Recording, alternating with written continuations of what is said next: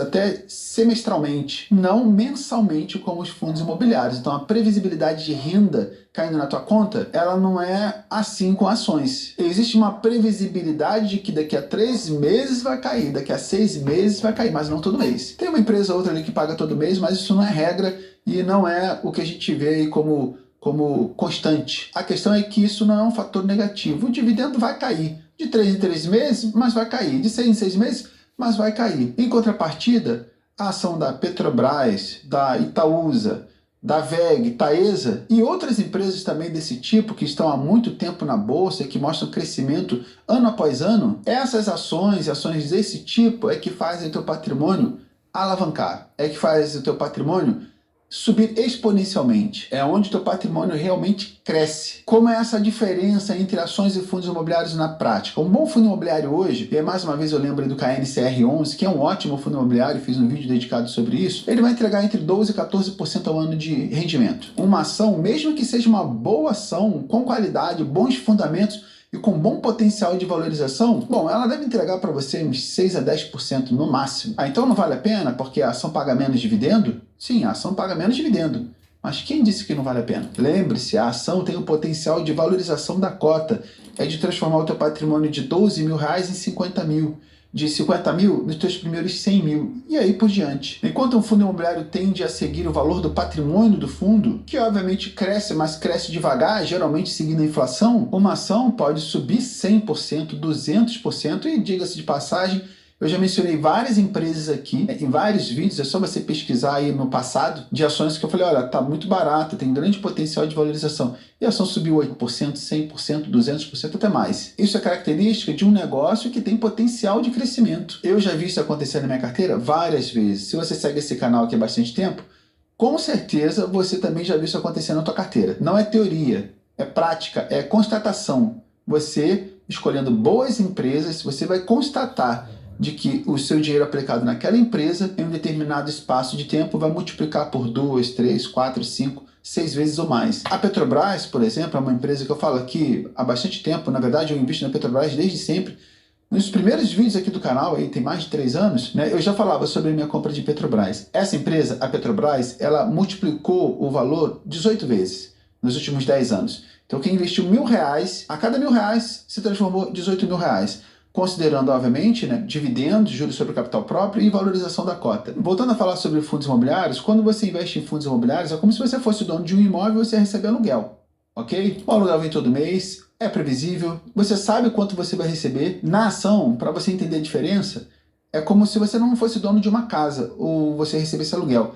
É como se você estivesse abrindo um negócio. E imagina um cenário em que essa empresa cresce, ela lucra mais, melhora as margens, abre novas filiais. Às vezes essa empresa vai distribuir parte do lucro para você, mas o core business, né, onde ela coloca energia, está em crescimento. O que é melhor? Ter um imóvel, um bom imóvel em uma boa localização e receber renda e alugar, ou ter um negócio de muito sucesso ou muito promissor? Os dois, as duas coisas importam, só que elas servem com mais propriedade e com mais utilidade dependendo da sua fase de vida. Você vai querer lá aos 65, 70 anos de idade, aí tá trabalhando, se dedicando ao seu negócio aí com 10 horas por dia, consumindo você?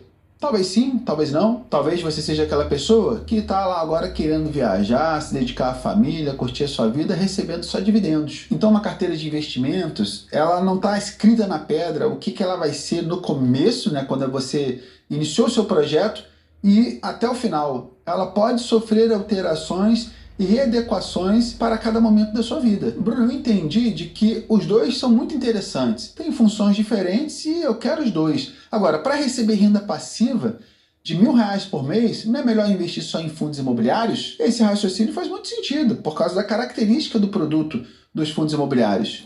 Mas por que eu escolhi os dois? Por que não só fundos imobiliários que entregam renda com tanta previsibilidade? Porque desde o começo eu criei a consciência de que eu não estava investindo para receber renda. Então eu não estava pensando e focando só naquilo que paga mais. Eu estava focando, pensando e montando uma estratégia para alcançar a minha liberdade financeira. Receber renda é muito bom. Receber dividendos é muito bom. Mas são ferramentas para você alcançar aquilo que é mais importante. a liberdade financeira. Então, o correto, o raciocínio correto é pensar o seguinte: olha, eu não sei o que é, mas o que vai me levar à liberdade financeira mais rápido?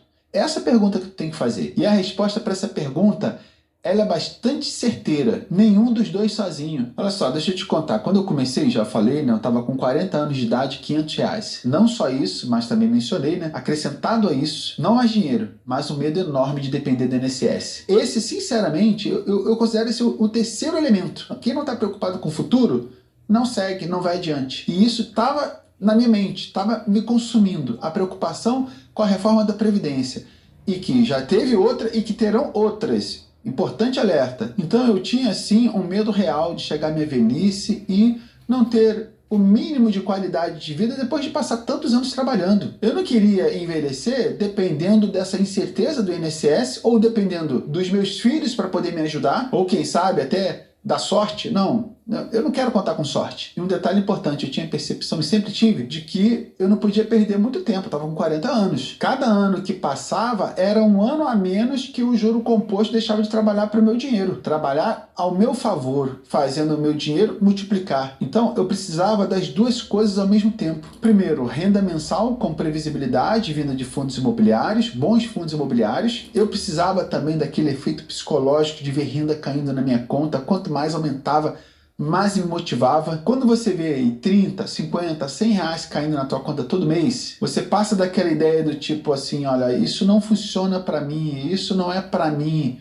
eu não sei se eu consigo, para uma outra percepção, para uma outra frase na tua cabeça: está funcionando, vou conseguir, só preciso fazer mais. Os FIIs, né, os fundos imobiliários, me deram isso. E fornecem esse tipo de sentimento e convicção para todo investidor. Então, previsibilidade com renda mensal, isenção de imposto de renda e tudo mais foi o motor psicológico que me manteve investindo. Qual foi o segundo ponto que eu não desprezei? Eu aconselho que você não despreze patrimônio crescendo no longo prazo. Eu não ia chegar na minha liberdade financeira, eu imagino que você tenha o mesmo entendimento, recebendo uma renda mensal de R$ 50 por mês. Eu precisava que esse bolo crescesse, que o patrimônio crescesse. Além disso, esse patrimônio crescendo gera mais confiança, segurança. E é aí que as ações entraram. As ações que, lembrando, pagam dividendo, mas que crescem, se valorizam, faz seu patrimônio sair de 30 para 50, de 50 para 100 e aí por diante. As ações que fizeram o trabalho pesado do patrimônio crescer. Agora, quando você considera dividendo das ações, juros sobre capital próprio, rendimento dos fundos imobiliários, a valorização dos ativos que você comprou, tudo que cai na tua conta, você reinveste. O efeito do juro composto, ele não é animador, ele é impressionante. Eu já mostrei isso aqui no canal, mas vale a pena repetir. Uma pessoa que investe R$ 1.000 por mês a uma taxa de 15% ao ano, em 20 anos acumula mais de R$ 1,5 milhão. Tem gente que trabalha 30, 35, 40 anos, 50 anos e nunca vai ver esse valor na vida. E o detalhe, esse R$ 1,5 milhão, na verdade R$ 1.536.000, que uma pessoa consegue acumular em 20 anos investindo R$ 1.000, do dinheiro dele, do bolso dele, só saiu 240 mil. Todo o restante, 1.294.000, é juro composto que caiu na conta. Isso é matemática. Em modesta parte, eu sou formado em exatas,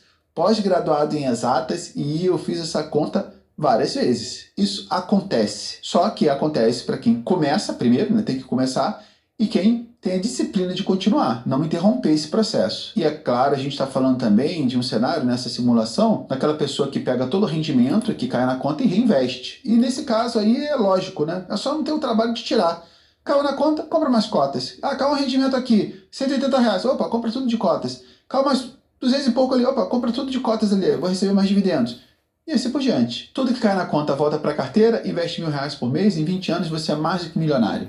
É R$ 1,5 milhão. E aí, sobre a ideia de você ter uma carteira que vai gerar para você aquilo que o teu objetivo naquele momento deseja, então tem uma hora que você vai querer muito crescimento, principalmente na fase inicial. Numa outra hora, você vai querer utilizar esse recurso financeiro que você acumulou. Então você vai estar na fase de receber renda. E essa transformação, essa migração de um modelo de carteira para outro é muito mais comum do que você imagina. Então, por exemplo, na fase 1, você pode ter uma concentração maior de ações e na fase 2 ter uma concentração maior de fundos imobiliários bem selecionados para poder gerar renda com mais previsibilidade. Na parte 1, você vai receber ali menor rendimento. Mas você vai perceber também, nessa fase que tem uma acumulação maior de ações com potencial de valorização, um crescimento mais acelerado do seu patrimônio. Na fase 2, passou 10, 15, 20 anos, migrando para ter uma carteira com mais fundos imobiliários, você vai ver que um crescimento mais modesto, mas com um volume bem maior de renda. Ah, Bruno, mas quanto exatamente eu preciso ter investido para poder receber R$1.000 por mês? Bom, considerando uma rentabilidade média de 12% ao ano, você precisa ter R$100.000. A conta é essa.